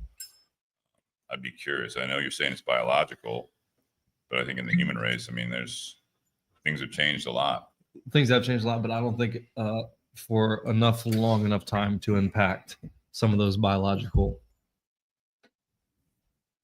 intrinsic behaviors. I think it's a rabbit hole. Yeah. It's a rabbit hole. I mean, you go into, I think, with the way people handle things. This is a better pairing, by the way. It is. You were right on that. Absolutely. Jake just dropped off a gift here to the table here. No, I think, we don't have to go down this too far, but I mean, I think that things have changed as far as, hormone levels in the modern age in the U.S. especially and elsewhere. I think that that the whole biological discussion on that is evolving, in my opinion. And I think you see that in the workforce and in the world, in America especially. You still have like intrinsic characteristics. I agree. That I don't think culture has had enough time to change across the board.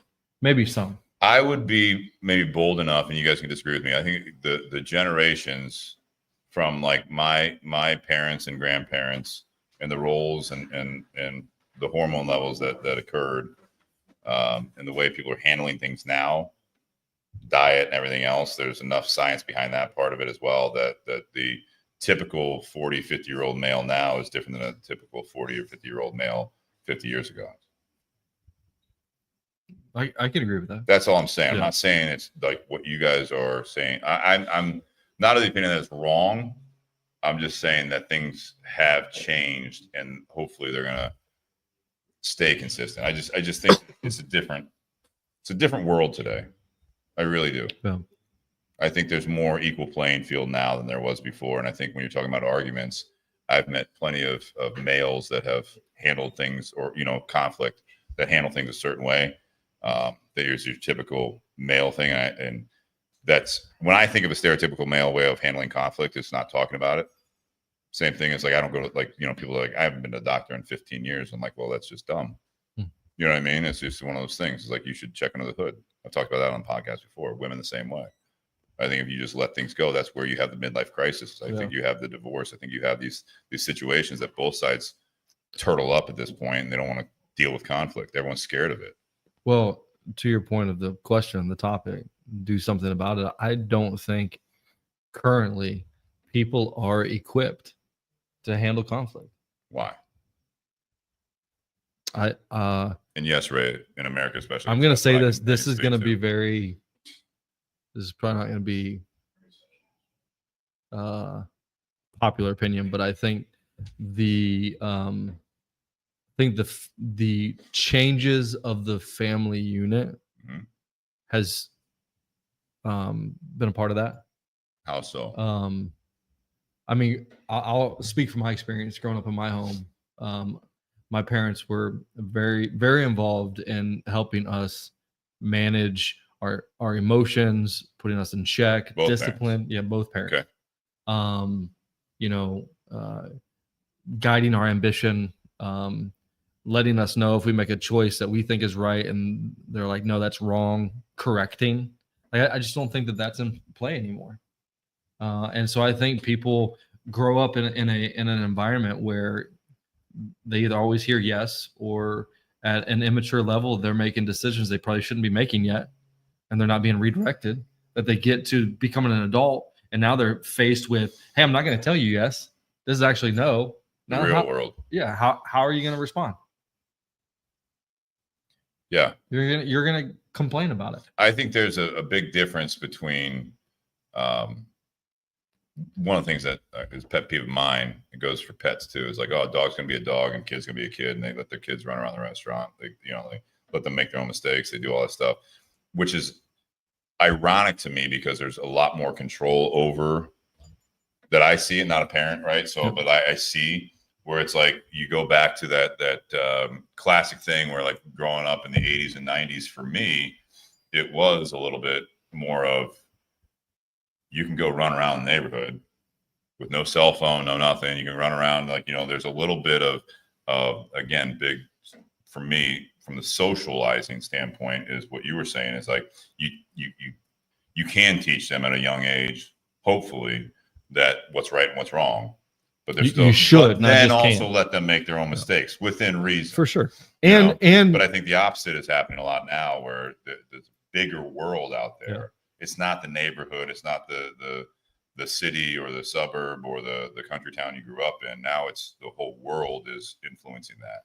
Well, and it's tough to compete with. That was Yeah. something that like in the late 80s and 90s, it was funny. Like, you know, looking back, it was like when MTV came out, you know what I mean? That was like, oh, the MTV generation, they're just going to do whatever they want. That's not, it's Yeah. not a new thing, but I think it's harder to harness because the scope's wider. But Every generation before, like all previous generation, it's like the rock and roll in the 50s and 60s, right? It was the same thing happened there. The 70s, it was the free love thing. It was like there's always something going on. I think now it's just maybe to your point is that it's just like no holds barred. Yeah. And it's like kids are going to be kids. Let them do whatever they want. Well, I think when we were growing up, like our parents, they tried to keep us in check, but they also, tried to teach us how to be able to make decisions on our Critical own. thinking is and, like, lacking. Yes. And so yes, we could go outside and play without our parents. And if we did something stupid and got hurt, our parents said, they go, well, you shouldn't have done that. Maybe think about that next time. That and it stove was hot. But it was that Touch kind it again? of, it was that kind of thing. Like they would let us make mistakes in order for us to learn the consequences of our actions and stuff like that. And then now you have a generation of 20 somethings that bring their parents to job interviews. I hope that's the Yes. big minority. That's happening. Oh yeah. Yeah.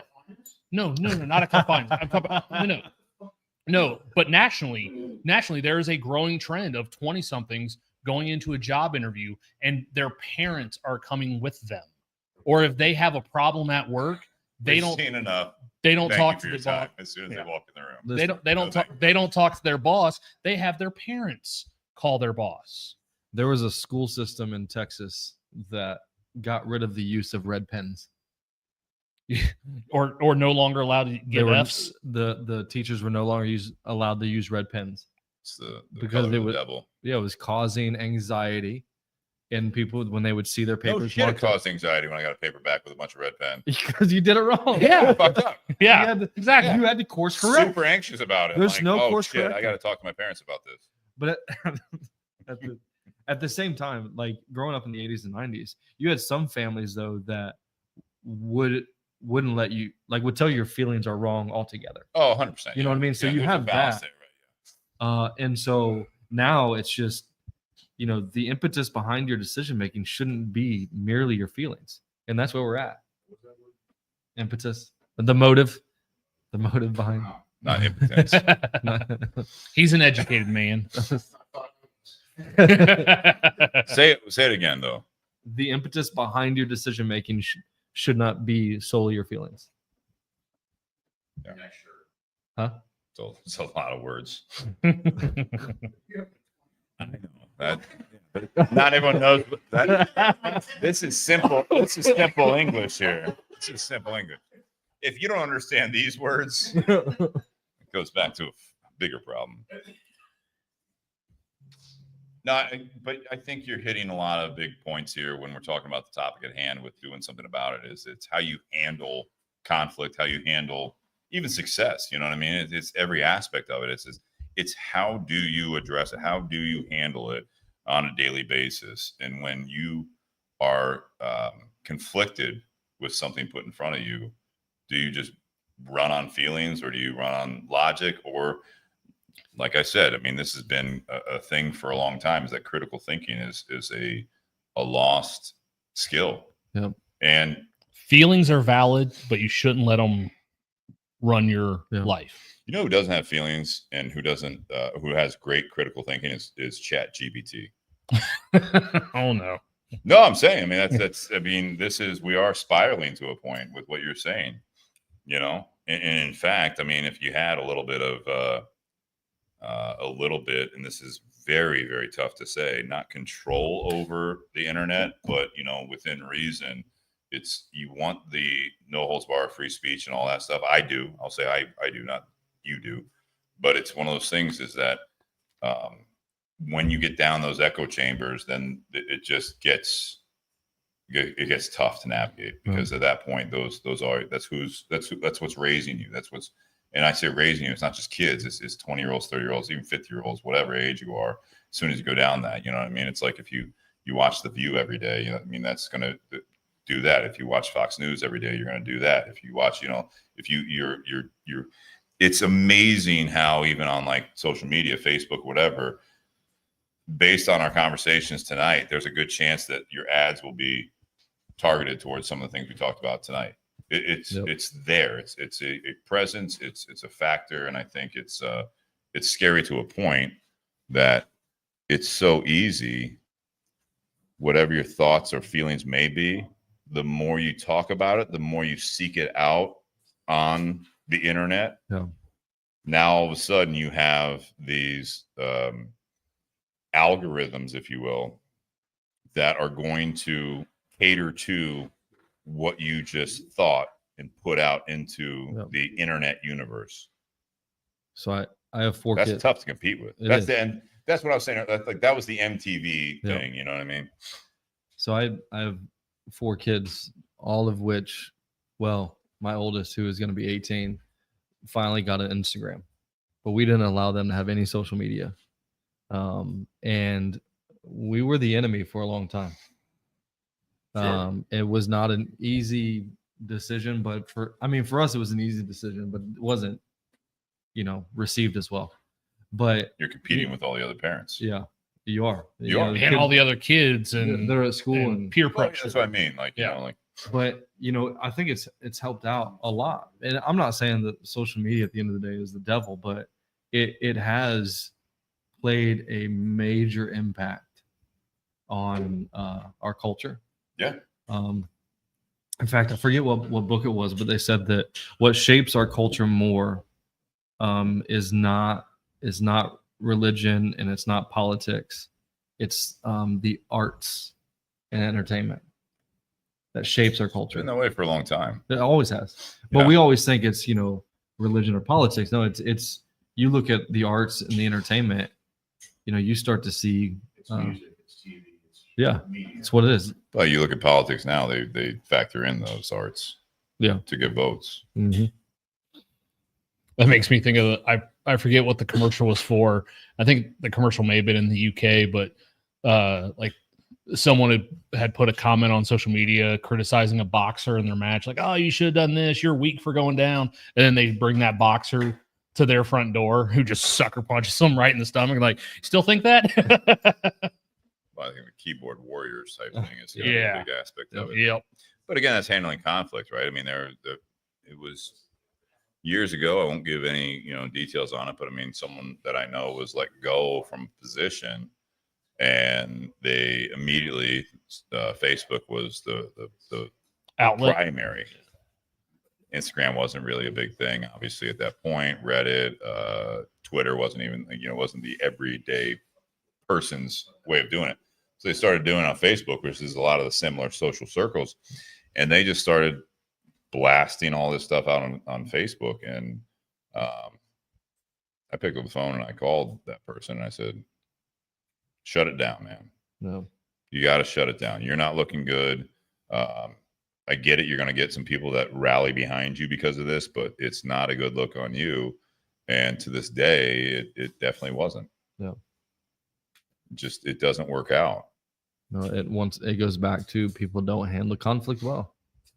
If you take that to the masses instead of dealing with it with the person. So what's your advice, both of you guys, anyone in the garage, anyone listening out there, let's see what I can do about posting it. Grab the microphone if you want to talk. But so how do you handle it? How do you do something about it, or don't you? Again, going back to the original thing, do you avoid it? Do you write it out, or do you address it? What's the advice? What do we do here? I think it's situational. I think you have to look at the short term and long term effects of whatever decision you make. I had in a previous situation that I was in, in my old position, I had a management position above me that seemed to turn over every 2 years. Mm-hmm. So someone outside of our group noticed that I was kind of being ridden a little hard, they thought. Someone on the outside looking at our group thought I was unfairly being ridden a little hard. And they're like, why are you putting up with that? I was like, because that person's been in this job for a year, and I know a year from now they're not going to be here. So avoiding it, writing it out. That's writing it out. That was writing it That's out. writing it out. So because I didn't sit there and go, oh, my boss is treating me like shit, I'm going to let that affect my performance. I'm going to, okay, if they're going to treat me like that, okay, I'm going to start doing a bad job at work, or not necessarily doing a bad job, but just not giving it my all. Mm-hmm. I'll do enough to get by. That's not how I operate. It's like, no, I'm still going to do my job the best I can. Maybe that person will come around. If they don't, they're not going to be here for very long. And so then when a new person above me comes in, hopefully what they're seeing is, because I've already now got that trend of doing a good job and working hard. So when that new person comes in, that's what they see, and that's what they know of me, as someone who works hard and gets the job done. If I was sitting there and being laid back and half-assing everything just to get by, when that new person comes in, all they see is someone who half-asses stuff. So, but it wasn't one of those where I just sat there and went, oh no, that person's mean to me, I'm going to quit and go someplace else. Well, I might run into the same situation there. Good. But you if walk into a better boss, I could. It could go either way. Yeah. But then if I feel, when I was in that situation, I felt like I was in a good place career-wise because I was happy doing what I was doing. So putting up with that criticism on a regular basis, I was looking at like, this is the short term. I'm not going to make a long-term decision based on a short-term problem. Christian Summer says, people are afraid to talk in a rational way with each other and let the other person say their piece. What's up, Richard Beard? Richard Beard says, what's up, Jeremy? Oh, shit. So to answer your question, I think the first thing that people need to do is due diligence. When they are in whatever conflict it is, if it's work or otherwise, like what Nate did, figured it out. Hey, 2 years, there's turnover. I can ride this out. You did the due diligence. After you do that, it's just communication and introspection. If you're in a place where you communicate and then nothing is changing or getting fixed, then maybe it's time to make a change, do something about it. Well, I think that's the whole thing. I mean, obviously you're paying your bills and you don't know what to do at that point, Nate, for what you were saying there. And what you're saying, Jeremy, is that if that's the culture, yes, you're writing out that boss or that person, but you're possibly avoiding the situation at hand that the next person will be there for just so long. Yeah. The next person will be there for so long. Next thing you know, it's 10 years. Yeah. So, I mean, you have that. There's no right answer to it, but I mean, I think there is a value to the comment of what are you willing to put up with? Well, that's the introspection part. Okay. If it is to an unhealthy degree impacting your life, your family, if you're not fun to be around, yeah, you don't want to be around yourself, then you need to make a change. I mean, I think you should do something about it. Stop complaining. Stop. You don't have to go full blown, but you got to do reactionary and 0 to 100, even though you're idling at 75 or whatever it was. I think people wait until their house is on fire before they make a change. That's very common. Yeah. And I think, or it's the opposite, right? It's a campfire outside and they're, losing their mind. But I think or they escaped that. You got to have, true introspection. And if we run from every trial, we'll never grow. I agree. I'll say this, anyone in the garage, we have 15 minutes at this point. So, Tony fell off the bed. I like what you guys said. I do there's no one right way to do this, in my opinion, because, Nate, you said it's very circumstantial. I agree with that. And I had mentioned earlier, I think as you get older, you handle things differently if you are learning, right? I mean, that's one of those things. It's not always you're upset. There's a lot of highs and lows in a lot of situations. You talk to people that are very successful, you deem successful in professional circumstances, and they will be able to, if they're older than you, if they're a mentor, they will share all of the lows and the absolute, drag outs that they had and some of the mistakes they made. Same thing on the personal romantic relationships. Some of the happiest people you see that are married, that are older than you, that have more time in than you, that have done the family thing, whether it be just them or if they have kids. If you really talk to them and they are open with you, they will expose all of the very low moments and the times that I had a conversation with someone that I looked up to that was super happy, and he expressed to me about when they were separated, when they, it was done, when it was all. It's like, how did you get from there to here? And I think a lot of it is that growing part of it is that you do want to address it head on. And those conversations I had with those people, a lot of it was the learning moments where they addressed it. They were reactionary, like you said, Jeremy, where they went into it. And what you were saying, Nate, about, being possibly a biological difference, where it was like they don't see eye to eye, they butt heads in the romantic side of it. When you have the professional side of it, I am of the opinion that unfortunately more often than not, especially in the corporate world, that when a superior person in the hierarchy seems to have your back, make no mistake, they have bills to pay and they have their career. So when it comes down to it, if you don't stand up for yourself within reason and in a professional manner, they will absolutely throw you under the bus if it means that they keep their job. And that goes back to, I think, when you were saying the 80-20 thing, and I kind of dialed it down to the kind of 60, maybe even 50-50. It's you can actively have control over your side of it to a point. And the circumstantial part of it for me is depending on the circumstances, that percentage is skewed.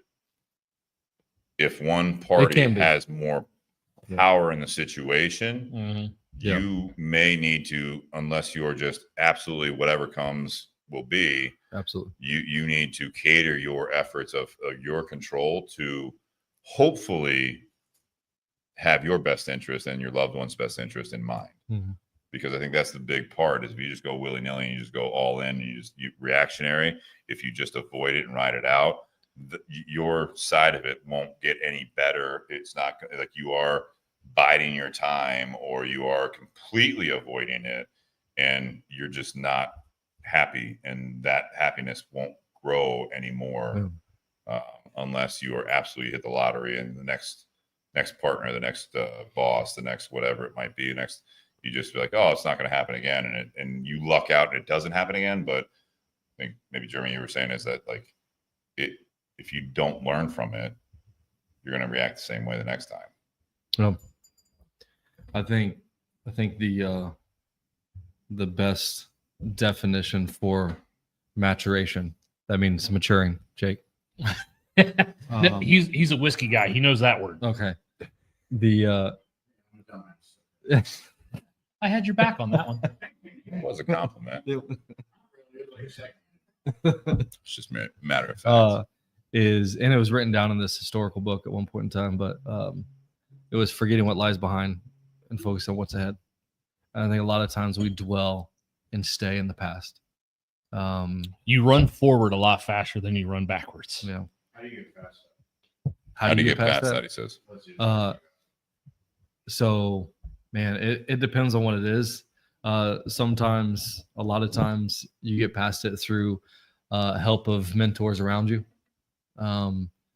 Some people need to get past it through getting some therapy, some counseling to work through some deep-rooted issues. Some people just need to do what we've already talked about and do some introspection and realize, you know what, I need to stop spending so much time in the past. Let it go. Yeah. And it's not easy. There's certain, I mean, it's Even not talking easy. to, sorry, interject, talking to a therapist or counseling or whatever, that is, again, what you have control over. That is an active moment. And it's not weak. No. I mean, it can be. It's a sign. It's a moment of weakness, but it's a matter of how you respond to that. Vulnerability. Okay. Not weakness. And that's our culture. There's semantics at that point. Yeah, it could be. But at the end of the day, we have identified what is strong and what is weak. And some would say being strong is just, pull up your bootstraps and move forward. But that's just not the case, man. Some people just can't do that. It's true. And so you need help. I think all of us, we have blinders on, man. Our pride keeps us in the past a lot. And so we need people around us to help us navigate that. Surround yourself with good people. Yeah. Once again, I say it's active. You have to seek it out. Yeah. You might luck out that the good people around you, they just happen to appear. And good people aren't the ones that are going to tell you yes. I like that. So that's typically what we surround ourselves with. Is Yes, these people are fun. They like what I like. They agree with me. I mean, when people get upset, that's why they go to Facebook. They want to find people. They want to find people that rally around them. That will fight with them. They'll be there. But as soon as you changed your path, where are they? I would always say that everyone wants to be the pastor's friend until the pastor needs a friend. I've experienced that more in my life. Really? Yeah. Yeah. Yep. No, yeah. As a pastor, people want to be my friend. They want to hang around until they see my humanity or me fail or mess up, and I need a friend. Now they put me on such a pedestal that back away. Like, you're not. And it's the same as someone you look up to in any way. Like, for sure, they're successful. You know what I mean? They have a good home life. They've got a nice house. They got everything. Like you were saying, like the truck. They're doing everything, and then all of a sudden something changes, and then the curtains pulled back, and it's like, hey, man, like, they're in debt. They're not happy. They're struggling too, and it could be the vulnerable moment, weak moment, or whatever. But as soon as that happens, it's like cockroaches when the light turns on. Man, they're gone. Yeah. I saw that happen firsthand to my stepfather before he was ever my stepfather. He was a pastor, and someone had wronged him, and when he confronted it, like, a lot of people that were his friends or even family turned their back on him, and some of them, it wasn't until years and years later, especially his family, that eventually came back and was like, you know what, I was wrong in how I treated you. Like, you were right. I was just caught up in the emotion of it. And, but at that point, like, the damage had been done. The relationship had been severed. Like, there was nothing. Once again, it's reactionary. Yeah.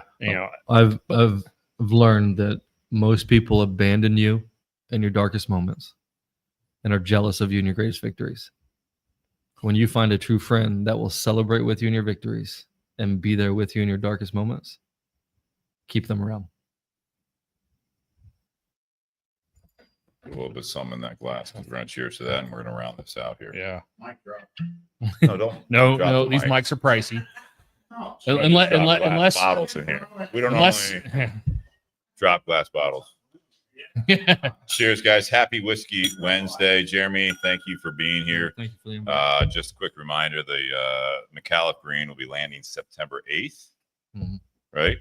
It'll start shipping. September 8th. So first half of September, check it out at your local brick and mortars.